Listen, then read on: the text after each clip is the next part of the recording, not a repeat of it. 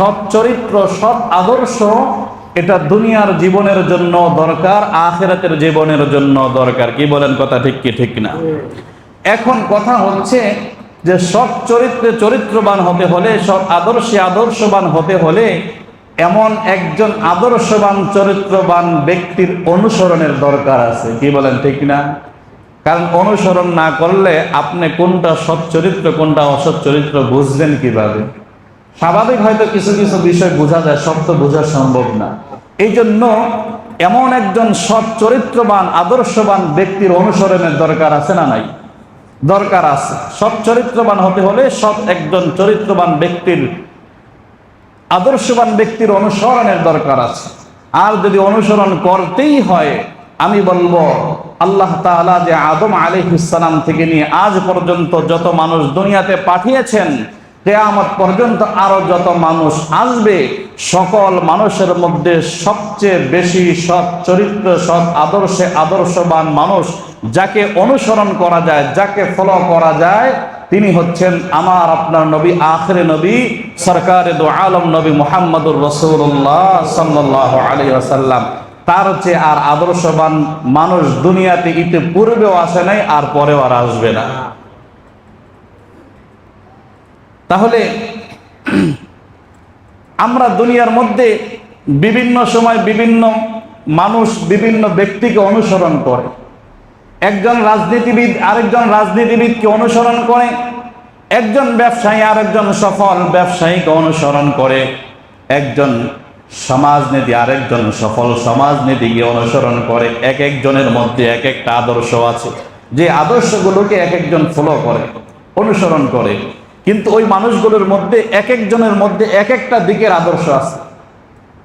কিন্তু আমার আপনার নবী জনাবে মুহাম্মদুর রাসূলুল্লাহ সাল্লাল্লাহু আলাইহি ওয়াসাল্লাম এমন এক আদর্শবান, যার মধ্যে এমন কোন দিক নাই যেই দিকের আদর্শ নবীর জিন্দেগির মধ্যে নাই। কি বলেন, আসেনি?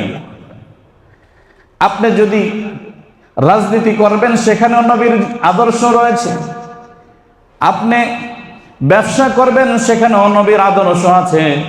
আপনি চাকরি করবেন, সেখানেও নবীর আদর্শ আছে। আপনি যখন পিতা, তখন আপনার জন্য নবীর আদর্শ আছে। আপনি যখন সন্তান, তখন আপনার জন্য নবীর আদর্শ আছে। আপনি যখন স্বামী, তখন আপনার জন্য নবীর আদর্শ আছে।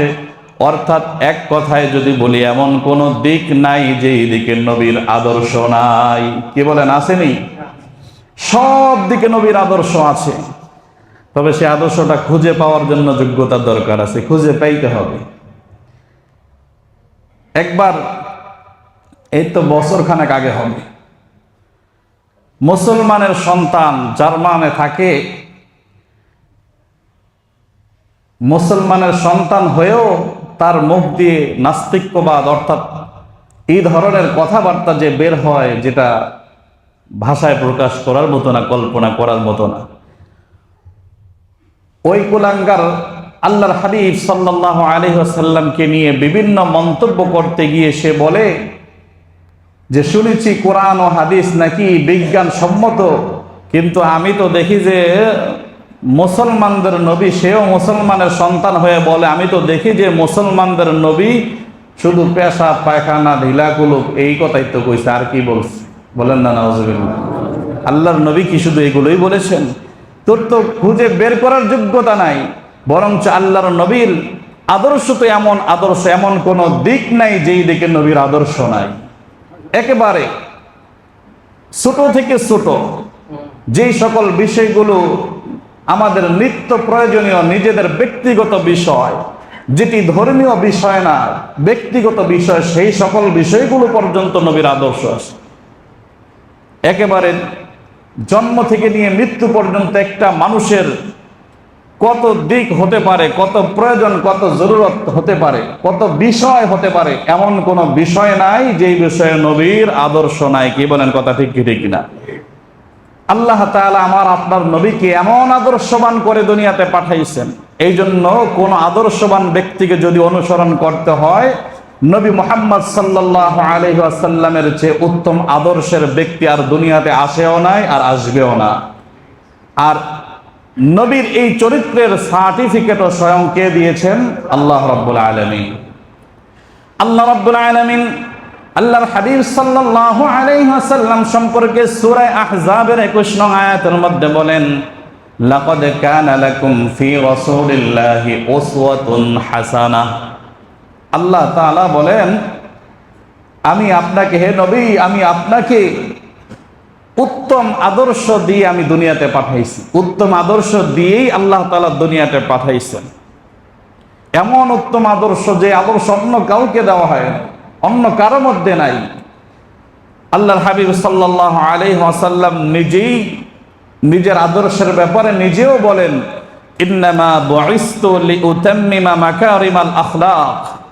আল্লাহ তাআলা আমাকে উত্তম আদর্শের পূর্ণতা দানের জন্য পাঠিয়েছেন। বলেন না সুবহানাল্লাহ। অর্থাৎ যত উত্তম আদর্শ হতে পারে সব উত্তম আদর্শের পূর্ণতা পেয়েছে আমার আপনার নবী, আখির নবী জনাবে মুহাম্মদুর রাসূলুল্লাহ সাল্লাল্লাহু আলাইহি ওয়াসাল্লামের মাধ্যমে। সাহাবা আজমাইন রাদিয়াল্লাহু তাআলা আনহুর মধ্যে থেকে হযরত জাফর সাদিক রাদিয়াল্লাহু তাআলা আনহু বলেন, কানা রাসূলুল্লাহ সাল্লাল্লাহু আলাইহি ওয়াসাল্লাম আহসানু খুলুকান, যে রাসূল সাল্লাল্লাহু আলাইহি ওয়াসাল্লামকে আল্লাহ তাআলা সর্ব উত্তম চরিত্র আদর্শ দিয়ে পাঠাইছেন, যে এর চেয়ে উত্তম আদর্শ হতে পারে না।